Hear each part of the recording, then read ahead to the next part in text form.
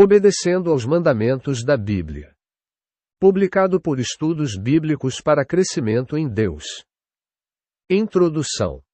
Quando eu era um jovem crente, disseram-me que a Bíblia era a palavra de Deus.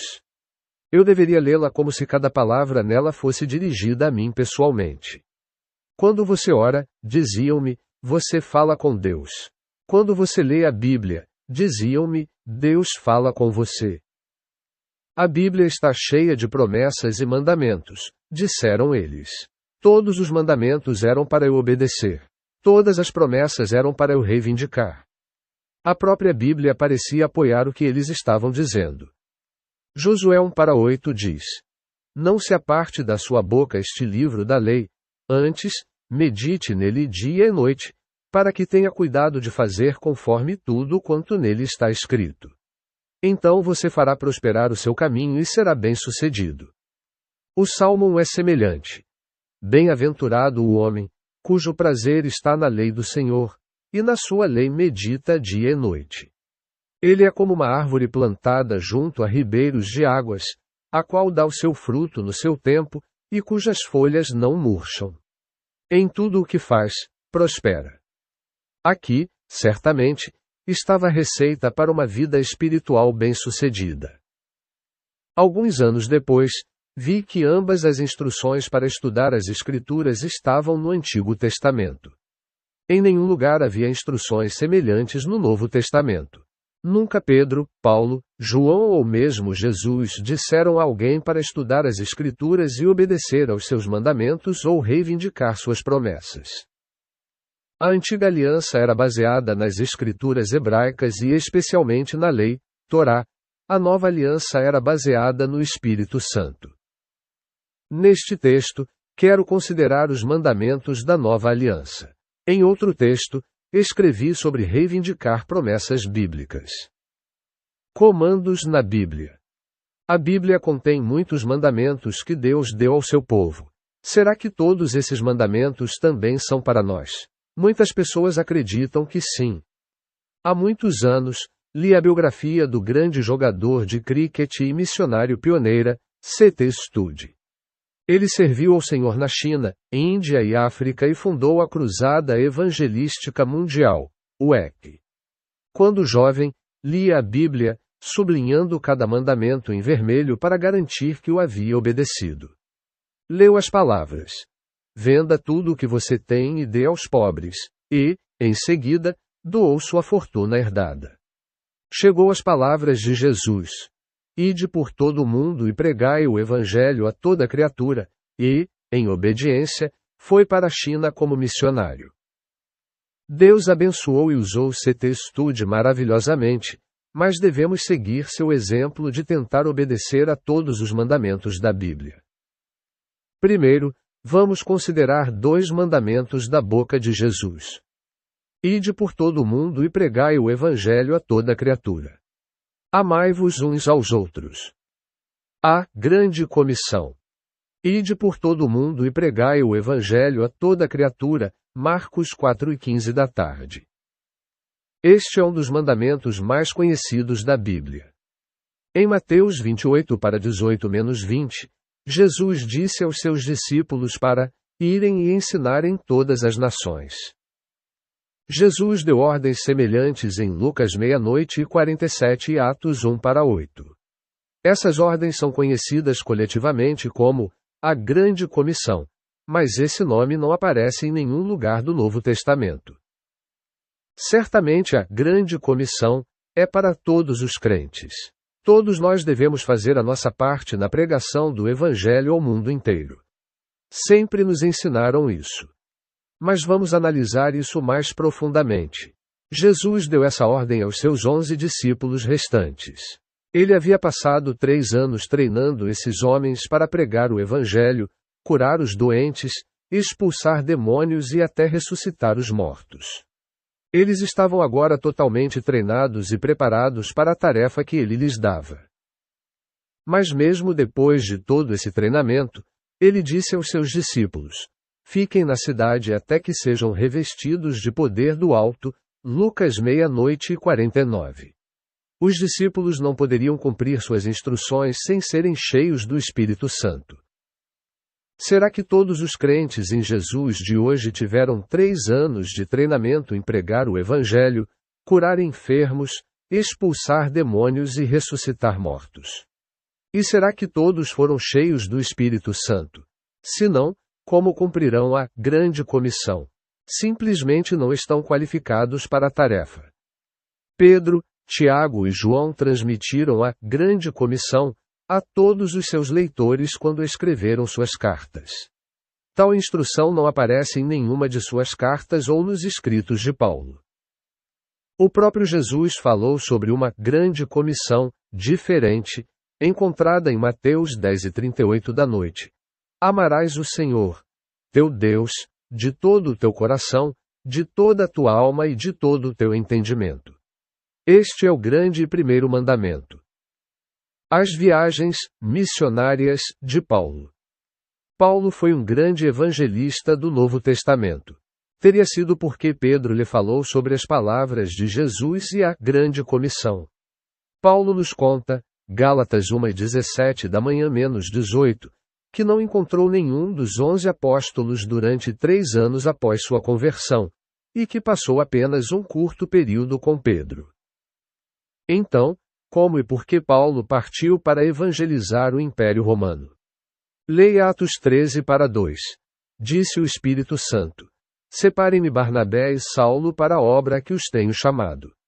A ordem de Paulo para evangelizar não veio da boca de Jesus ou das Escrituras, mas diretamente do Espírito Santo, por meio da igreja em Antioquia.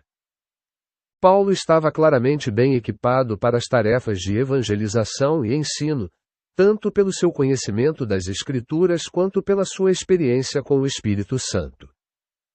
Uma viagem missionária não foi suficiente para Paulo. Como ele recebeu a ordem de fazer a segunda viagem missionária? Não recebeu. Veja Atos 3:36 da tarde. Alguns dias depois, Paulo disse a Barnabé: Voltemos e visitemos os irmãos em todas as cidades onde anunciamos a palavra do Senhor, para ver como estão.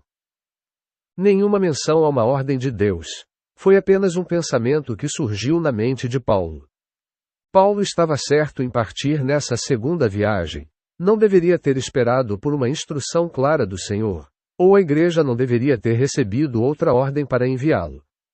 Aqui chegamos a uma lição muito importante. Os mandamentos de Deus sob a nova aliança funcionam de maneira muito diferente daqueles sob a antiga aliança. Sob a antiga aliança, os mandamentos de Deus eram externos, vindos por meio das Escrituras ou de outras pessoas, como os profetas. Sob a nova aliança, os mandamentos de Deus são internos. Ele, na verdade, coloca seus mandamentos dentro de nós. Ele coloca o desejo de fazer a sua vontade dentro de nós, de modo que às vezes nem sabemos que estamos fazendo a sua vontade. Pensamos que são simplesmente nossos próprios pensamentos. Ele nos dá a mente de Cristo. Em vez de uma ordem para evangelizar, ele impôs a Paulo uma compulsão interior para pregar o Evangelho. Paulo disse: Porque, se anuncio o Evangelho, não tenho de que me gloriar, pois me é imposta essa obrigação. Ai de mim se não anunciar o Evangelho. 1 Cor 9:16 da manhã. Evangelização é apenas um dos 5 dons ministeriais nomeados por Paulo em Efésios 4:7-11. Os outros 4 dons são apóstolos, profetas, pastores e mestres. Deus não ordena que as pessoas sejam profetas. Em vez de ordenar, ele coloca ministérios proféticos dentro delas. Ele não ordena que as pessoas sejam pastores. Ele lhes dá corações pastorais. Tudo isso é claramente visível na vida de Jesus, que é o nosso modelo para a nova aliança. Deus não lhe deu nenhuma ordem externa. Ele fez tudo pela orientação interior do Espírito Santo. Jesus simplesmente fez o que quis. Deus não lhe deu nenhuma instrução. Ele não precisava. Tudo o que Jesus queria fazer era a vontade de Deus. Paulo escreveu a Timóteo, que era mestre, e lhe disse que toda a Escritura é inspirada por Deus e proveitosa para o ensino, para a repreensão, para a correção e para a educação na justiça. Veja 2 Terámetros 3:15 da manhã menos 17. Foi exatamente assim que Paulo usou as Escrituras. Mas ele não disse a Timóteo para obedecer aos mandamentos bíblicos ou reivindicar promessas bíblicas. Amai-vos uns aos outros. Jesus repetiu esta ordem 3 vezes aos seus discípulos. Um novo mandamento vos dou, que vos ameis uns aos outros. Nisto todos conhecerão que sois meus discípulos, se vos amardes uns aos outros. João 1:34 da tarde, 35. Este é o meu mandamento, que vos ameis uns aos outros, assim como eu vos amei. João 3:12 da tarde. Eu vos mando isto, que vos ameis uns aos outros. João 3:17 da tarde. Pedro e João, surpreendentemente, não repetiram quase nada dos ensinamentos de Jesus no Sermão da Montanha, mas várias vezes ambos repetiram seu mandamento de amar. Amai-vos uns aos outros intensamente, de coração puro, 1 Porque esta é a mensagem que ouvistes desde o princípio, que nos amemos uns aos outros, 1 João 3:11 da manhã. Veja também 1 Pedro 3:8, 1 João 3:23 da manhã, 1 João 4:7, 1 João 4:11 da manhã menos 12. Paulo também repetiu o mandamento de amar diversas vezes. Veja RM 12:10, RM 13:8, EF 4:2. Pedro, Paulo e João, além de Jesus, instruíram seus leitores a amarem uns aos outros. Mas como? Acredito que este seja o mandamento mais impossível de toda a Bíblia. Como podemos obedecê-lo? Paulo nos diz o único caminho. O amor de Deus foi derramado em nossos corações pelo Espírito Santo que nos foi dado, RM 5:5. Ele escreveu algo semelhante aos Tessalonicenses. Quanto ao amor fraternal, não há necessidade de que alguém vos escreva, pois vocês mesmos foram ensinados por Deus a se amarem uns aos outros, 1 Tera 4:9. Só podemos amar uns aos outros se Deus colocou esse amor em nossos corações. Tempos do Novo Testamento. Na época do Novo Testamento, quantas pessoas tinham cópias do Novo Testamento? Poucas. A maior parte ainda não havia sido escrita. Algumas pessoas privilegiadas receberam cartas de Pedro ou Paulo, e os coríntios e os tessalonicenses chegaram a ter 2 cada. Alguns judeus tinham rolos da Torá em suas sinagogas e talvez alguns outros escritos hebraicos. Poucas pessoas tinham suas próprias cópias da Bíblia até pelo menos o século XIX e muitas pessoas não têm Bíblias até hoje. Como todas essas pessoas obedeceram a todos os mandamentos da Bíblia ou reivindicaram todas as promessas que Deus lhes fizera? Resposta: elas não tinham Bíblias nas quais basear suas vidas, em vez disso, tiveram que basear suas vidas em Jesus e no Espírito Santo. O Sermão da Montanha. Os capítulos 5-7 do Evangelho de Mateus são comumente conhecidos como o Sermão da Montanha. Jesus pegou várias instruções difíceis do Antigo Testamento e as tornou ainda mais difíceis. Vocês ouviram o que foi dito: ame o seu próximo e odeie o seu inimigo. Mas eu lhes digo: amem os seus inimigos e orem por aqueles que os perseguem. Mateus 5:43 da manhã menos 44. Vocês ouviram o que foi dito: não adulterarás. Mas eu lhes digo: todo aquele que olhar para uma mulher com intenção impura, já cometeu adultério com ela em seu coração. MT 5:27 da manhã menos 28. Vocês ouviram o que foi dito: olho por olho e dente por dente. Eu, porém, lhes digo: não resistam ao mal. Mas, se alguém lhe bater na face direita, ofereça-lhe também a outra. Mateus 5:38 da manhã menos 39. Será que os discípulos cumpriram todas essas instruções? Jesus esperava mesmo que o fizessem.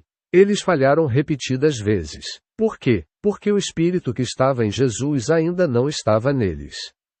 Outros comandos eram quase impossíveis. Portanto, Sede vós perfeitos, como perfeito é o vosso Pai Celeste. Mt 5:48 da manhã. Como faremos isso? Ele disse a um homem impotente: pega a tua cama e anda. João 5:8. Como um homem impotente poderia fazer isso? Ele disse a um homem morto, Lázaro, para sair do túmulo. João 11:43 da manhã menos 44. Como você pode esperar que um homem morto faça alguma coisa? Tudo mudou no dia de Pentecostes. O Espírito que permitiu a Jesus viver uma vida perfeita passou para os seus discípulos que o aguardavam. Aprendemos com isso que as ordens da boca de Jesus trazem consigo o poder de fazer o que ele ordenou. As palavras que antes eram comandos externos e impossíveis de serem proferidos pela boca física de Jesus, agora se tornaram comandos internos escritos em seus corações. Esses comandos se tornaram sua nova natureza. Conclusão. Muitos de nós fomos ensinados que deveríamos basear nossas vidas na Bíblia. Deveríamos obedecer aos seus mandamentos e reivindicar suas promessas. Devemos memorizar seus versículos de acordo com as palavras do SL 119:11. Guardei a tua palavra no meu coração, para não pecar contra ti. Essas instruções eram boas e traziam bênçãos, mas fundamentalmente eram os ensinamentos da Antiga Aliança. A Antiga Aliança era uma boa aliança, mas os judeus, como todos os outros povos, tinham corações pecaminosos e não a cumpriram. Deus predisse por meio de Jeremias que traria uma nova aliança, na qual escreveria suas leis no coração das pessoas, Júnior 31:31-33. Ele removeria a natureza pecaminosa delas e as substituiria por corações que automaticamente guardariam suas leis. Ele alcançou isso por meio da morte e ressurreição de seu Filho, nosso Salvador Jesus Cristo.